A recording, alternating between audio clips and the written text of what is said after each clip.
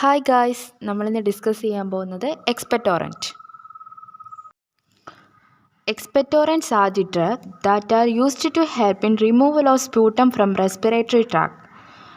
അതായത് നമ്മുടെ respiratory ട്രാക്കിലെ സ്പ്യൂട്ടത്തിന് remove ചെയ്യാൻ വേണ്ടിയിട്ടാണ് എക്സ്പെക്ടോറൻറ്റ് നമ്മൾ യൂസ് ചെയ്യുന്നത്.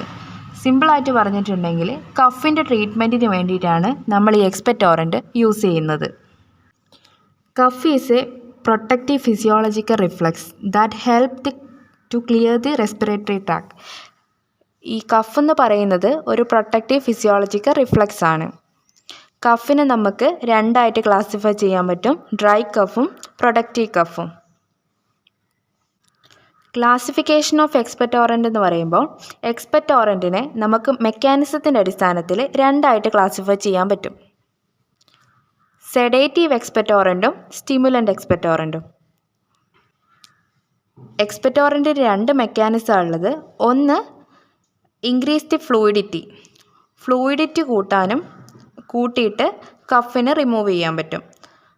അതല്ലാതെ ഇൻക്രീസിങ് ദി വോളിയം ഓഫ് സ്പ്യൂട്ടത്തിൻ്റെ വോളിയം കൂട്ടിയിട്ട് കഫിനെ റിമൂവ് ചെയ്യാൻ പറ്റും. അങ്ങനെ രണ്ട് മെക്കാനിസമാണ് ഉള്ളത്. ഇനി മെക്കാനിസത്തിൻ്റെ ബേസിൽ രണ്ടായിട്ട് ക്ലാസിഫൈ ചെയ്യും, സെഡേറ്റീവ് എക്സ്പെക്ടോറൻറ്റും സ്റ്റിമുലൻ്റ് എക്സ്പെക്ടോറൻറ്റും. സെഡേറ്റീവ് എക്സ്പെക്ടോറൻറ്റ് എന്ന് പറയുന്നത് ഒരു സ്റ്റൊമക്ക് ഇറിറ്റൻ്റ് എക്സ്പെക്ടോറൻ്റ് ആണ്.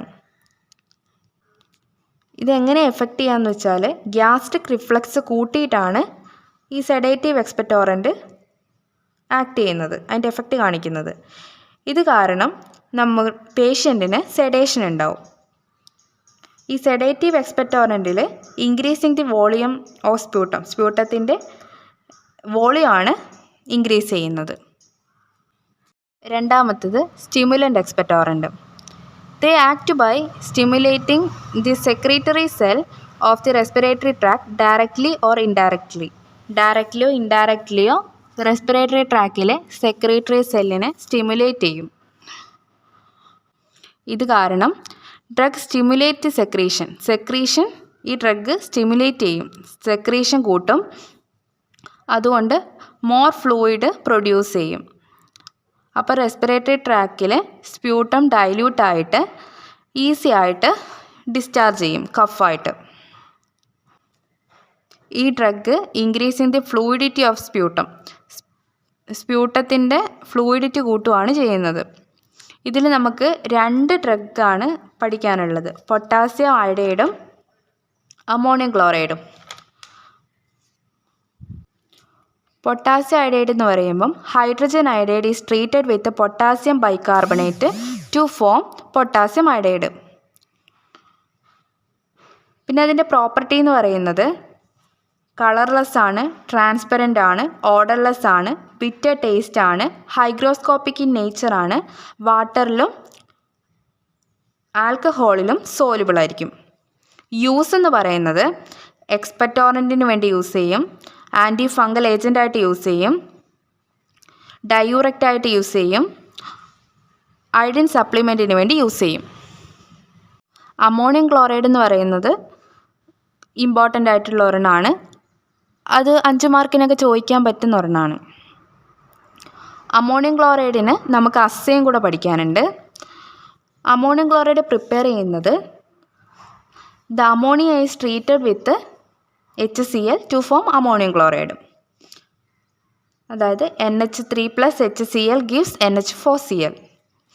അസ്സേ എന്ന് പറയുമ്പം അമോണിയം ക്ലോറൈഡിൻ്റെ അസ്സേ ഇവിടെ നടക്കുന്നത് പ്രിസിപ്പിറ്റേഷൻ ടൈട്രേഷൻ വഴിയാണ്. പ്രിസിപ്പിറ്റേഷൻ ടൈട്രേഷനിലെ വോൾഹാറ്റ്സ് മെത്തേഡ് വഴിയാണ് അമോണിയം ക്ലോറൈഡ് അസ്സേ നടക്കുന്നത്. പ്രൊസീജിയർ എന്ന് പറയുന്നത് accurately weighed 0.2 gram of ammonium chloride is dissolve in 40 ml of water.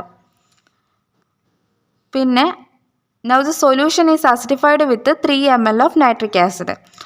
ആദ്യം നമ്മൾ അമോണിയം ക്ലോറൈഡിന് 40 ml വാട്ടറിൽ ഡിസോൾവ് ചെയ്യുക. പിന്നെ അസിഡിഫൈഡ് ചെയ്യാൻ വേണ്ടിയിട്ട് നൈട്രിക് ആസിഡിൽ ആഡ് ചെയ്യുക. പിന്നെ വിഗറസ്ലി ഷെയ്ക്ക് ചെയ്യുക. സിൽവർ നൈട്രേറ്റും നൈട്രോബെൻസീനും ആഡ് ചെയ്ത് കഴിഞ്ഞിട്ട് വിഗറസ്ലി ഷെയ്ക്ക് ചെയ്യുക. പിന്നെ എക്സസ് ആയിട്ടുള്ള silver nitrate titrate against ammonium thiocyanate, ferric ammonium sulphate അല്ലെങ്കിൽ ഫെറിക് ആലമാണ് ഇൻഡിക്കേറ്റർ ആയിട്ട് യൂസ് ചെയ്യുന്നത്. ഇതിൻ്റെ ഇക്വേഷൻ എന്ന് പറയുമ്പം NH4Cl plus AgNO3 gives NH4NO3 plus AgCl.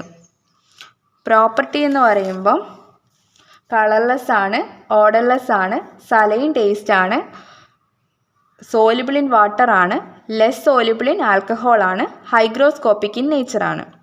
Use എന്ന് പറയുമ്പം എക്സ്പെക്ടോറൻറ്റിൽ യൂസ് ചെയ്യും, ആസിഡ് ബേസ് ബാലൻസ് മെയിൻറ്റെയിൻ ചെയ്യാൻ വേണ്ടി യൂസ് ചെയ്യും, ട്രീറ്റ്മെൻറ്റ് ഓഫ് യൂറിനറി ട്രാക്ക് ഇൻഫെക്ഷന് വേണ്ടി യൂസ് ചെയ്യും, ട്രീറ്റ്മെൻറ്റ് ഓഫ് മെറ്റബോളിക് ആൽക്കലോസിസിന് വേണ്ടി യൂസ് ചെയ്യും. പുതിയൊരു ടോപ്പിക്കുമായി വീണ്ടും വരാം. Bye guys.